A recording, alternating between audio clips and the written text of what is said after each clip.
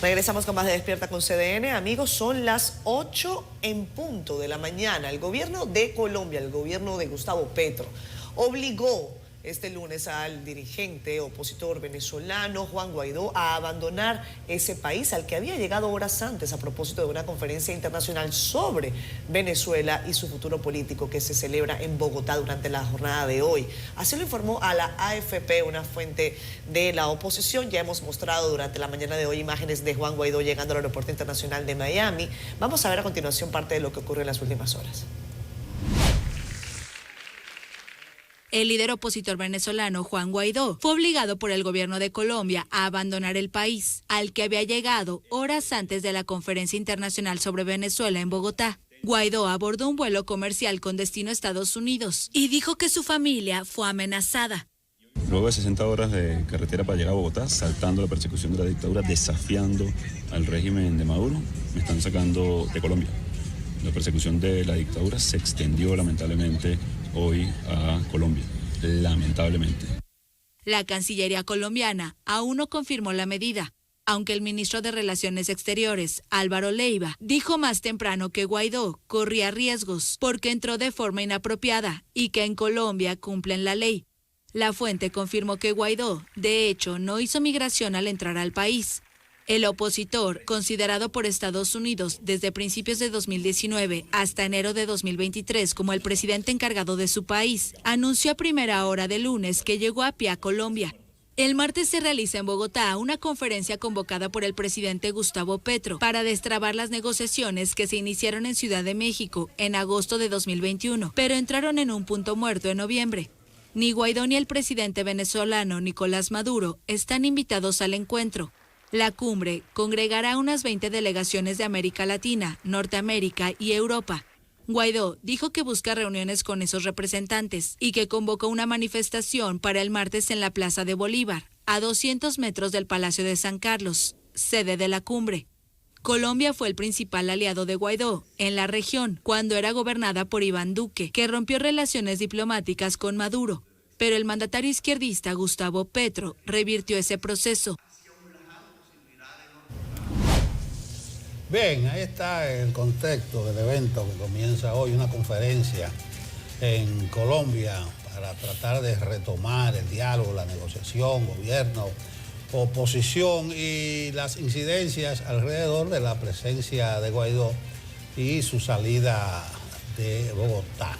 Para seguir hablando del tema, dar un poquito más de contexto y ver el ambiente en Venezuela, en Caracas, específicamente, con nosotros vía Zoom está el periodista Luis Carlos Díaz, quien nos va a decir cómo amanece el día por allá alrededor de este tema. Buenos días. Un abrazo gigantesco, buenos días desde Caracas, Venezuela. Hay que decirles de inicio que el diálogo entre gobierno y oposición, el proceso en México, tenía meses que estaba completamente muerto, no generaba ningún tipo de noticia ni avance. El hecho de que Estados Unidos le solicitara a Colombia que hiciera esta conferencia, pues yo creo que puso en aprietos a la diplomacia de Petro por una razón muy sencilla. Gustavo Petro tiene desde el inicio de su gobierno una suerte de campaña por ser una suerte de líder regional, de líder latinoamericano, y ha jugado a ser un aliado del chavismo y un aliado no solamente por el negocio de monómeros, una empresa, una filial petrolera, sino también por creer que el acercamiento con Maduro le puede ser de beneficio. ¿Qué ocurre? Que han hecho esta reunión en Colombia para que un grupo de unos 20 países presionen por la reanudación de la negociación, y en este marco ha habido mucho desorden, y por eso digo que hay tensión. ¿Cuál es el desorden? Haber invitado a organizaciones internacionales, a representaciones diplomáticas sin una agenda clara. Hasta el día viernes no tenían una agenda clara para asistir a Colombia, y ahora la expulsión de Colombia de Juan Guaidó, que es muy curioso porque Juan Guaidó, líder, uno de los líderes de la oposición en Venezuela, anunció que iba a Colombia perseguido por la dictadura, con amenazas sobre él de detención. Ya sabemos que en Venezuela las detenciones implican torturas, desapariciones, ejecuciones extraoficiales, y al llegar a Colombia no fue protegido por el Estado colombiano, fue expulsado por el Estado colombiano, lo que le agrega un nivel de ruido a esto gigantesco. Así que el día amanece con mucha atención, pero al igual que ustedes, con todo el mundo pendiente de redes sociales y medios de comunicación, porque no está ocurriendo aquí en Caracas. Luis Carlos, qué bueno que puedes conversar con nosotros hoy. Quiero preguntarte cómo se ha recibido en Venezuela, en la clase política, opositora y oficialista, si se puede calificar a Maduro como oficialista, pero al menos es el presidente actualmente, esta invitación que no incluye ni a Guaidó ni a Maduro. Y cómo se ha reiniciado la crítica, si es que la hay, en Venezuela después de este llamado nuevamente al diálogo. Sí, el asunto es que esta reunión de Colombia tiene un componente importante que es, y es lo que esperemos que surja mañana, la idea es que salga un grupo de países que acompañe y presione el proceso de diálogo. Anteriormente era el Grupo de Lima, que era un conjunto de países que ayudó muchísimo en la causa por la democratización en Venezuela, pero el Grupo de Lima cambió porque sus presidentes salieron del poder. Es decir, ya no está Kuczynski en Perú, ya no está Macri en Argentina, ya no está Peña Nieto en México. Entonces, ahora que el continente ha cambiado un poco, se ha vuelto más rojo, más rosado, hay que rehacer este conjunto de países. Por una razón muy sencilla, el conflicto venezolano no es un conflicto interno. Yo sé que hay gente que está harta de Venezuela, pero no es un conflicto interno, esto es un conflicto que ha desplazado a 7 millones de personas. Hay migrantes venezolanos en todo el continente y lo sabrán ustedes también allá. Entonces, este conjunto de países tiene que ayudar a contener el conflicto, a darle respuesta al conflicto, porque si no redemocratizas a Venezuela, seguirá siendo un foco de expulsión. Eso solo con datos con migración, pero tienes otros elementos como narcotráfico y también corrupción. Ahora, ¿qué ocurre? Que gobierno y oposición no están invitados a este ejercicio porque son las dos partes interesadas. Hubo reuniones previas con estas comisiones y la idea era que aquí se sentaran solamente los países. Por supuesto, en esta lista de países hay aliados de la dictadura, es decir, gente que trabaja a favor de Nicolás Maduro y gente que es crítica, gente que no está de acuerdo. La idea era hacer una suerte de balance, de equilibrio, pero la pregunta hoy es ¿cómo queda Colombia?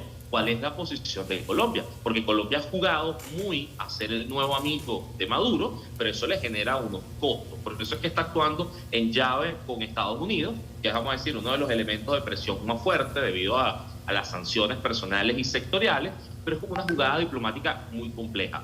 Pensemos lo siguiente, estamos en el siglo XXI, salir de una dictadura moderna no tiene una receta, no es fácil, y además con el caso venezolano se suma todo el interés por el mercado petrolero. Entonces hace que sea sumamente difícil resolver este conflicto de manera rápida, y por eso es que tienes entonces esta jugada que vamos a llamar multilateral, ¿no? Claro. De múltiples partes interesadas y no solamente un país imponiendo su agenda.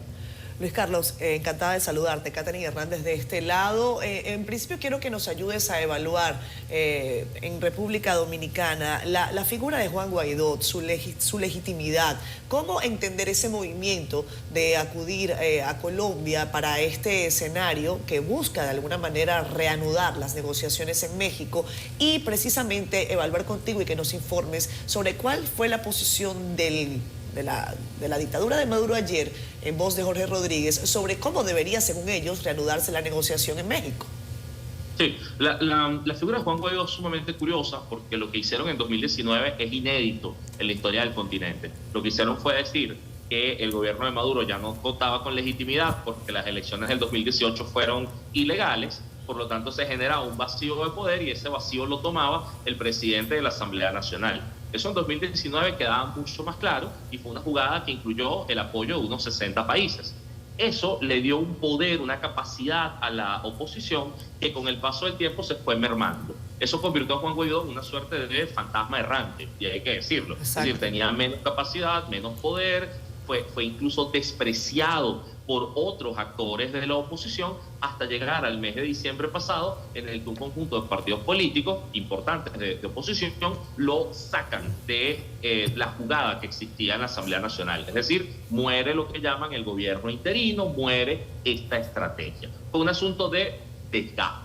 Ahora, eso no elimina la figura de político de Juan Guaidó, que sigue siendo un líder de voluntad popular, sigue siendo representante de una parcialidad opositora, y es lo que hace que sea amenazado, sea perseguido y tuvo que salir a Colombia. Aquí hay algo muy raro, Catherine, y es que en el documento de Guaidó dice que va a Colombia en el marco de la conferencia. Ajá. No dice, voy a participar, me voy a meter. Él dice, voy en el marco de la conferencia. Me voy a reunir con algunas delegaciones y con la diáspora. A lo que Colombia dice, usted no está invitado y lo votamos. Ahí es donde hay una cosa excesiva. Entonces, por el lado de Guaidó, ha demostrado que Colombia pues no es un mediador tan fiable. ¿Tú crees Con que eso esa era la hace que hoy- estrategia? Claro, con eso hoy la agenda se hace muy tensa, Sí. y hay que ver cómo se comporta Colombia. Por cierto, hay que decirlo, Álvaro Leiva, que es el canciller de Colombia, fue refugiado y protegido en Costa Rica en el año 98. Es decir, él sabe de protección, y ayer fue capaz de decir, yo ni lo conozco ni lo voy a proteger. Ok. Eso nos lleva entonces al chavismo. El chavismo juega fuerte, y una de las jugadas fuertes es hacer una suerte de exigencia máxima de cosas que no se pueden cumplir para decir que no le interesa negociar nada, que no le interesa llegar a ningún acuerdo. ¿Cuáles son las exigencias máximas? Ya ha dicho 1000 veces que quiere el fin de las sanciones, incluidas las personales, y hay que aclararlo para ustedes en República Dominicana. Sí, gracias. Las sanciones personales son centenares de personas sancionadas por relaciones con el narcotráfico, el terrorismo, corrupción, el fin de la democracia, gente en algunos casos que puede tener cuentas de miles de millones de dólares. Hay gente que por robar tiene más dinero que Michael Jordan, Messi y Cristiano juntos. O sea, la cantidad de dinero es mucha, y bueno, tiene algunos fondos congelados en Estados Unidos. Están pidiendo el fin de esas sanciones, cosa que es imposible. Se pueden resolver algunas muy pequeñas. Están pidiendo que se le devuelvan todos los activos venezolanos en el exterior, que incluye la empresa Citgo, que está en Estados Unidos, y que el chavismo desea rematarla para pagar a los bonistas. O el oro que está en Inglaterra, que son unos $1.000 millones, que eso se lo pueden gastar en un día de campaña electoral. Pero el punto más importante que dan ayer, y que es el punto absurdo que hace que a todo el mundo se le vuele la cabeza, es que están pidiendo que se detenga, que se paralice la investigación sobre crímenes de lesa humanidad en la Corte Penal Internacional. Venezuela es el único país del continente americano que tiene un proceso en la Corte Penal Internacional. Pero hay que decirlo, eso no se puede detener políticamente por nadie. Esa es una corte independiente, que es la justicia penal internacional, y que no puede responder a negociaciones políticas. Entonces, el chavismo lo pone en la mesa básicamente porque es imposible de cumplir. Claro. Pero también por Carlos. otra razón. Por otra razón, porque le tiene miedo. Claro, Y eso, mira, porque es importante sí, para ellos, claro. Oye, Luis Claro. Carlos, no sé, hay algunos elementos. Yo decía al principio de este programa que Guaidó está fuera de la ecuación. No hay que llorarlo mucho, él está fuera de la ecuación. Yo no sé si en esto hay un cambio de rumbo, que tal vez ustedes no están percibiendo, y una nueva realidad, una nueva coyuntura. Yo estaba viendo una rueda de prensa de Borrell ayer, José Borrell, Sí, José Borrell de la Unión Europea. de la Unión Europea. Él es el representante para asuntos exteriores de la Unión Europea. Y el moderador dijo, no, él tiene que partir para Colombia. Y él dijo, sí, voy a Colombia, y dijo una cuanta cosa. Ahí me interesé yo en la conferencia, y yo estoy viendo de parte de la Unión Europea mucha representatividad, incluyendo el oro de Reino Unido que tú mencionaste, va a estar hoy ahí en Colombia. Estoy viendo Alemania, Canadá, Estados Unidos, España, Francia. Y yo digo, bueno, eso está dando un giro. ¿No están ustedes advirtiendo un cambio de rumbo? No, de hecho no, porque la Unión Europea ha estado jugando dentro del conflicto venezolano en términos muy positivos desde el principio. Hay que decirlo, actuaron como bloque. Los embajadores de los países de la Unión Europea en Venezuela apoyaron en el año 2019 la jugada opositora, la jugada de redemocratización. Desconocieron las elecciones de Maduro en el 2018. La figura de Borrell es muy importante porque es una figura que, siendo de la izquierda española y de la izquierda europea, en un primer momento jugó a una estrategia que era: vamos a hablar con Maduro. Cuando la gente se aproxima al conflicto venezolano, cree que las cosas se resuelven hablando, ¿no? Que aquí el problema es que nadie se ha puesto de acuerdo y hay que hablar.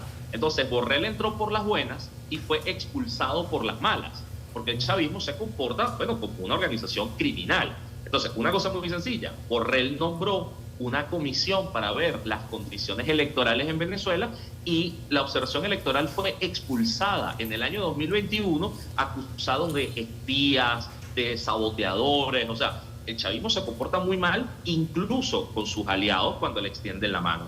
Entonces Borrell es una figura que pasa a ser muy importante porque, vamos a decir, que a Maduro lo critica la derecha global, es normal, pero la izquierda europea es distinta. Estamos hablando de una izquierda que en paralelo está frenando a Putin en Ucrania. Y no es gratuito hablar de Rusia y Ucrania, porque es que Venezuela es el principal aliado de Rusia en América Latina. Entonces, la figura de Borrell en Colombia es importante por una razón. La Unión Europea puede dar estándares de democracia para que la evaluación sobre lo que ocurre en Venezuela sea real, sea justa. Por otra razón, en América Latina suele ser más líquido. O sea, qué es y qué no es democracia, qué se acepta y qué no se acepta como democracia, suele ser más líquido. Y aquí se negocian hasta las mamás, se negocian los políticos. Sí, por eso no te mencioné a nadie de Latinoamérica por eso no te mencionó a ningún país latinoamericano.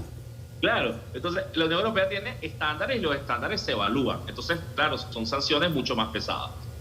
Luis Carlos, quiero preguntarte qué ha mejorado en Venezuela luego de que se dijera que estaba empezando a aparecer dinero, que ya los restaurantes estaban resurgiendo, que los supermercados ya no estaban desabastecidos, que no se están violando los derechos humanos y que ya no existían esos videos que veíamos en el pasado. ¿Realmente esa es la situación de Venezuela en ese momento o estamos haciendo una especie de lavado de cara para que vuelvan los capitales a Venezuela y su imagen a nivel internacional cambie? ¿Cuál es la realidad? Sí, vamos a decir, todo pasa al mismo tiempo. En términos de derechos humanos, todavía hay torturas, desapariciones, muy malos tratos, negación de justicia y gente que está siendo perseguida por el Estado. Vamos a decirlo de una manera muy fácil. El aparato represivo sigue intacto. Lo que pasa es que no lo aplican porque no estamos en las calles protestando. Pero en lo que empiecen las campañas electorales o las protestas, se reactiva nuevamente. ¿Ok? Entonces, los torturadores siguen libres, te los consigues en la calle, lo digo por experiencia propia. La impunidad que el chavismo le ha dado a todos sus criminales se mantiene. Entonces, el país no cambió en ese sentido, no lo cambió. El terrorismo de Estado sigue siendo una práctica. Ahora, por otro lado, debido a las sanciones que hubo sobre Venezuela en el 2019, el chavismo tuvo que liberar tres cosas, tres controles que ellos tenían asfixiantes. El primero fue el control de cambios. Entonces ahora los dólares pueden correr en la calle y por eso la economía tiene este asunto como de dolarización. Antes era ilegal. Lo segundo fue el control de precios. El chavismo tenía controles socialistas sobre el precio del azúcar, del café, la harina, la leche, y sobre todos esos productos pues desaparecían del mercado porque las empresas los tenían que vender a pérdida. Entonces, al desaparecer el control de precios, al no aplicarlo, otra vez hay un abastecimiento pleno de productos. Yo puedo bajar y ahora consigo pollo, leche, café, cuando antes no había. ¿Ok? Ahora, eso significa que está a precios internacionales. Yo compro el pollo a casi $3 el kilo. Calcúlenlo ustedes allá. ¿Y qué pasa? Que en Venezuela un maestro gana $5 al mes. Por lo tanto, se mueren de hambre. Y lo tercero es que quitaron los controles sobre las aduanas. Las aduanas están militarizadas y el Estado controlaba todo lo que ingresaba al país. Ahora puede ingresar libremente cualquier cosa. Entonces la gente puede importar productos, puede traerlos de afuera. Y por eso es que de pronto se consiguen repuestos de vehículos, se consiguen computadoras, teléfonos, o sea, ese tipo de cosas volvieron a entrar al país. Entonces no es que mejoró la economía, porque seguimos siendo pobres, tan pobres como Haití, según la Universidad Católica de Andrés Bello, cosa que es muy ruda. Ser un país petrolero y ahora es más pobre per cápita que Haití, es muy duro. Pero por el otro lado, se resolvió el abastecimiento. Entonces, ¿qué ocurre? Que la gente que tiene salarios en dólares, que es una burbuja de 5-8% de la población, puede consumir lo que quiera. Y si tú eres un emprendedor que quiere montar un restaurante, pues lo puedes hacer y probar en el mercado. Pero luego hay otra cosa. A tantos chavistas les congelaron cuentas afuera o le bloquearon cuentas afuera que estuvieron obligados a meterla dentro del país, claro, a comprar, a lavar ese dinero, a comprar reputación. Y por eso es que hay una burbuja inmobiliaria y una burbuja de restaurantes. Entonces se mezcla todo. Una persona que quiere hoy hacer su propio restaurante puede hacerlo con más libertad que hace 4 años, pero también te consigue a unos lavadores de dinero que están tratando de inyectar esa plata en la economía, bueno, para ver cómo la pasan mejor mientras están aquí encerrados. Entonces ese fenómeno se sigue dando y por eso es que se ve, por supuesto, una pequeña mejoría. pero es una mejoría no sostenible, porque una maestra, un bombero, un cajero de banco sigue ganando 10 o 20 dólares al mes como máximo.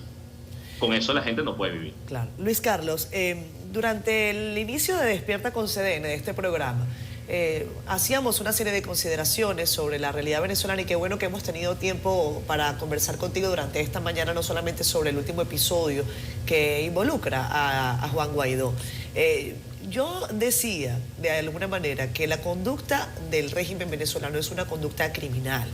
Y podría parecer un tremendismo cuando yo digo, bueno, que lo que ocurre en Haití tiene algunas similitudes. Evidentemente no estamos hablando de violencia callejera a los niveles de lo que pasa en Haití. De eso está claro, eso está claro. Ahora, cuando hablamos de una conducta criminal del gobierno de Venezuela, yo quiero preguntarte por qué tú consideras, y sí consideras que eso es así.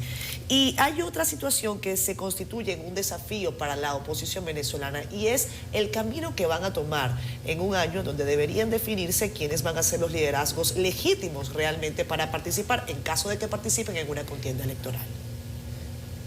La conducta criminal pasa primero porque en Venezuela se ha destrozado toda la institucionalidad democrática.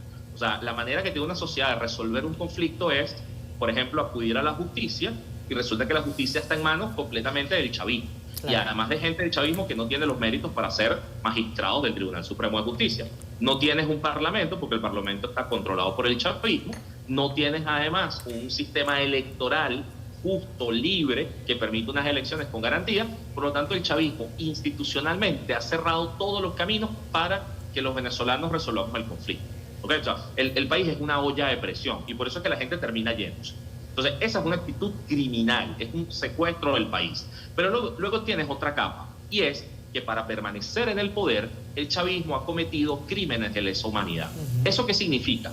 Distinto a una violación de derechos humanos que ocurre en muchos países, por ejemplo, la represión de una protesta, en Venezuela es una cadena. En Venezuela reprimen la protesta, a la gente se la pueden llevar sin ninguna orden judicial ni nada, la desaparecen. En Venezuela hay desaparecidos, te lo puedo decir. Yo he sido desaparecido por el gobierno venezolano. Las desapariciones ocurren además en centros clandestinos, te llevan a casas de tortura clandestinas. En Venezuela hay aparatos de tortura. Está en la sede del Helicoide, está en la sede del DGCIM, en Boleíta, que son espacios, que son sedes para torturar a las personas y mantener presos políticos. En Venezuela se mantienen más de 300 presos políticos, la mayoría militares.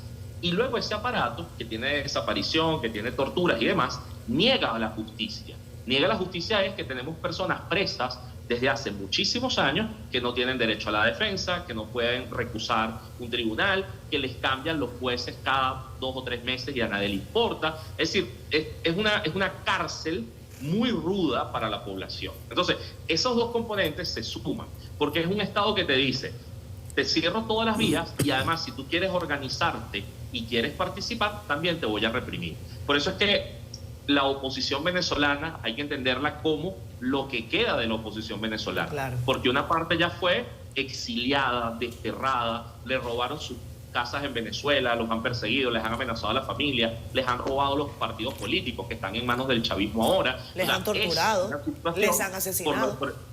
Por eso la resumo como criminal, porque claro, no se puede jugar democráticamente. No estoy diciendo que la oposición por eso tiene que ser violenta, sino que el juego de los civiles se agota. Claro. El juego de los civiles tiene un límite y por eso es que tiene que haber presión internacional. Sí, yo insisto, estoy viendo un cambio de rumbo. Yo te pregunté sobre Guaidó, que yo decía que estaba fuera de la ecuación. Aquí en Dominicana decimos, Guaidó no es tema, y todo el mundo sabe qué es lo que estamos hablando. Eso de por sí implica una recomposición de lo que es la oposición. Entonces, Guaidó fuera de la ecuación, ¿tú lo estás viendo así? O sea, que no es tema. ¿Cuál es el camino? No, a ver, te diría que es un poco distinto. Primero, en Venezuela se dice que no hay muerto político. Y lo otro es que el exilio, el destierro, también es un espacio de participación. Hay 7 millones de venezolanos afuera, hay gobiernos que pueden ser aliados de la causa democrática, entonces los líderes que estén afuera pueden seguir trabajando. El asunto es que cuando... Pero Guaidó prácticamente siempre estuvo afuera. Estuvo más bien insiliado, estuvo en su casa, ¿no? Estuvo perseguido en su casa, encerrado. Pero yo lo vi hasta en la Casa Blanca, yo lo vi. Claro, hace 3 años que salió. Pero ¿qué pasa? Que en Venezuela, si te pierdes el día a día, pues por supuesto que te borras del imaginario. ¿Qué queda aquí dentro? Yo diría que hay como dos grandes grupos opositores, más allá de la oposición controlada por el chavismo, que es otra cosa. Pero hay dos grandes grupos. Hay un grupo que dice, hay que desafiar al poder. Desafiarlo es insistir en la participación, es hacerle el juego difícil, es presionarlo, seguir protestando. Y hay otro grupo que dice, bueno, lo que hay que hacer es estar de buenas con el poder. Estar de buenas es no lo desafiemos, no vamos a protestar pero calladitos, y bueno, si podemos ganar una alcaldía o una gobernación, vamos a hacer músculo para ver si lo enfrentamos en 2030. Esa diferencia es grande, porque de verdad que hay gente opositora que ya se entregó, que ya dice, mira, el chavismo nos ganó, ya nos aplastó, no vamos a ganar en 2024 porque no hay condiciones, por lo tanto, ¿qué vamos a hacer? Vamos a hacer negocios, vamos a hacer la paz, o sea, vamos a estar de buenas. Eso es horrible. Ahí se sumaron empresarios, ahí se sumaron líderes políticos e incluso algunas organizaciones sociales, porque algunas te dicen que para atender la crisis humanitaria, pues bueno, hay que darle todo el dinero al chavismo y que el chavismo lo reparte. Y eso es terrible porque la corrupción es grande. Esas dos oposiciones todavía no consiguen manera de sentarse, comunicarse. Y por supuesto que las primarias son un escenario para medirse. Pero hasta eso está en debate en Venezuela y espera por la reunión de Colombia, porque las elecciones primarias quieren hacerlas con el CNE. Y el CNE, que es el Consejo Nacional Electoral, bueno, es el que ha sido parte de los fraudes electorales en Venezuela. Claro. Los fraudes son el robo de la gobernación del Estado Bolívar en el 2017, los votos extra de la Asamblea Constituyente del año 2017. O sea, haya habido unas manipulaciones demostradas y por eso están sancionados los rectores del CNE, que son importantes. Entonces, estas dos oposiciones todavía tienen mucha tensión. Es normal cuando quieres democracia ser diverso, pero claro que hay un ruido gigante. Entonces, bueno, es un conflicto bastante complejo. Sí. Esperemos por Colombia. Luis Carlos, finalmente tenemos ya que despedirte, pero algunos otros elementos para destacar. Maduro y el régimen ha demostrado en distintas oportunidades esa resiliencia que los dictadores bien saben hacer, sobre todo en el contexto en el que estamos viviendo. Y ya finalmente eso que comentabas, ¿no? Una oposición a la que yo al principio decía, uno no debe generalizar. Hay actores de actores, hay una oposición alcahueta, hay una oposición democrática, hay una oposición que piensa que no todos los juegos se deben dar, pero definitivamente el futuro para Venezuela sigue siendo incierto. Te agradecemos enormemente que nos hayas acompañado durante esta mañana. Es interesantísimo tener la visión tuya como periodista en las calles de Caracas. Nelson decía, bueno, pero en Venezuela hay libertad de expresión porque estamos escuchando a Luis Carlos. Finalmente, ¿qué tú crees sobre eso? Pues bueno, yo estoy en la radio y en la radio solamente puedo hablar de cultura pop, series de televisión y videojuegos. Tengo prohibido hablar de política. A eso le llaman libertad de expresión. Ah, bueno, gracias, pues borra este video entonces. Ahí está, no, ahí está. Gracias, Luis Carlos. Muchas gracias, Luis Carlos. Gracias, amigo. Vale, buen día. Feliz día. Vámonos a pausa.